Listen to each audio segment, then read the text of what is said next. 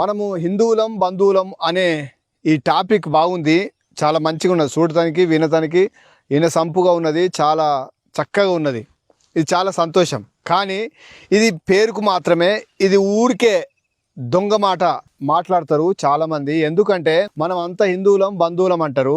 మొన్న నాగర్ కర్నూలులో జరిగిన నెలల పాప ఒక రెడ్డి ఉన్మాది చంపేస్తే ఒక్కడు కూడా మాట్లాడతలేడు. బీజేపీ నాయకులు కానీ పెద్ద పెద్ద మేధావులు కానీ హిందువులం మన బంధువులం అనే మనుషులంతా ఏం చేస్తున్నారు, ఏమైతున్నారు, అసలు ఎడిపోతున్నది ఈ దేశం అంటే? పేదవానికి ఒక న్యాయం, డబ్బునోనికి ఒక న్యాయం, తక్కువ కులపోనికి ఒక న్యాయం, పెద్ద జాతి ఉన్న ఒక తలకాయలకెళ్ళి పుట్టినవాడు ఒక్క న్యాయమా?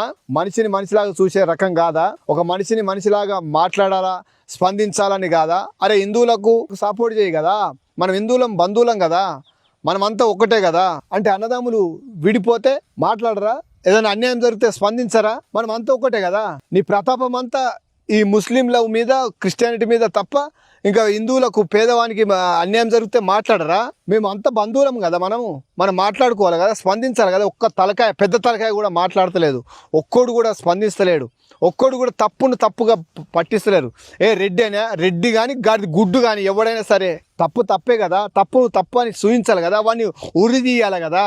ఒక పాపను అన్యాయంగా, ఆమెకు దేవుడు అంటే తెలియదు, కులం అంటే తెలియదు, ఏందో మనిషి ఎట్లనో తెలియదు, చిన్న పాపను అన్యాయంగా చంపేసిండు.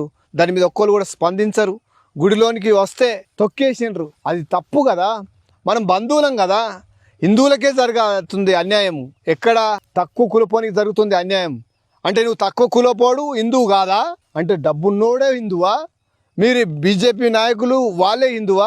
నేను బీజేపీ నాయకులను అంటలేను, హిందువులుగా బంధువులుగా అనే ప్రతి ఒక్కరికి అంటున్నా. మనం అంతా ఒక్కటే అని అంటున్న వాళ్ళకి అంటున్నా. ఎందుకు స్పందించకొచ్చిండ్రు? ఒక్కడు కూడా స్టేటస్ పెడతలేడు, దీని విషయంలో ఒక్కడు కూడా మాట్లాడతలేడు. తప్పును తప్పుగా ఖండించండి, అప్పుడు మతం మారరు. అట్లా మారితే ఓరరు, కానీ ఇట్లా అన్యాయం జరిగితే కూడా స్పందించరు.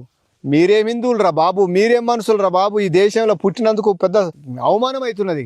గరీబోనికి ఒక న్యాయం, ఉన్నోనికి ఒక న్యాయం, డబ్బులోనికి ఒక న్యాయం, డబ్బు లేనోనికి ఒక న్యాయం, తక్కువ కులపోనికి ఒక న్యాయం, ఎక్కువ కులపోనికి ఒక న్యాయం. ఇదే జరుగుతున్నది అన్యాయం. ఇదే ఆ హిందుత్వం బంధుత్వం అనే మాటకు అర్థం. స్పందించండి, స్పందించకొచ్చిండ్రు. గరీబోనికి చూడండి, పేదవానికి చూడండి, తక్కువ కులపోనికి చూడండి, ఎక్కువ కులపోనికి చూడండి, ఎవడైతే ఏంది న్యాయం జరిగేటట్టు చేయండి. అప్పుడు దేశం బాగుపడుతుంది. బాగుపరిచినట్టు మీరు దేశం ఉన్నతంగా మారినట్టు. ఓట్ బ్యాంక్ కోసం మీరు హిందువులం బంధువులం అని నరుకుతారా? తప్పును తప్పుగా ఖండించడం నేర్చుకోండి ఫస్ట్. అప్పుడు దేశం బాగుపడుతుంది, సమాజం బాగుపడుతుంది. మీరు మనుషులని పక్షపాతం చూపెట్టద్దు. పక్షపాతం చూపెడితే మీరేం మనుషులుగా బతకండి. దేశమును ప్రేమించమన్నా, మంచి అన్నది పెంచమన్నా గురిజాడంటే మీరు మంచిని పెంచకొచ్చిండ్రు, మనిషిని చూస్తున్నారు, దేశాన్ని కాదు ప్రేమించటం. మీరు ఉగ్రవాదులు. మీరే తప్పును చూసి కూడా ఖండించకపోతే, తప్పును చూసి కూడా స్పందించకపోతే మీరే ఉగ్రవాదులు, మీరే అన్యాయం చేసినట్టు. చూసుడు తప్పే, చేసుడు తప్పే.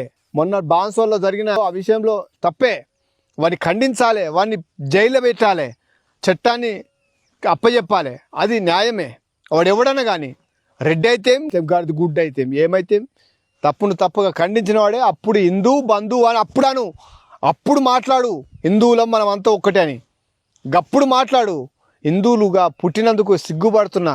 ఈ విషయంలో కులము మతము చిన్న పెద్ద చూస్తున్నారు చూడు, వీళ్ళు చూస్తే నాకు సిగ్గేస్తున్నది, నాకు చాలా అవమానం వేస్తున్నది. దేశంలో ఎందుకు పుట్టినారా బాబు అని. దానికోసమే మీరు తక్కువను చూడకండి, ఎక్కువను చూడకండి, మనిషిని మనిషిలాగా చూడండి. గప్పుడు హిందువులం బంధువులం, దానికి ఒప్పుకుంటా. జై హింద్.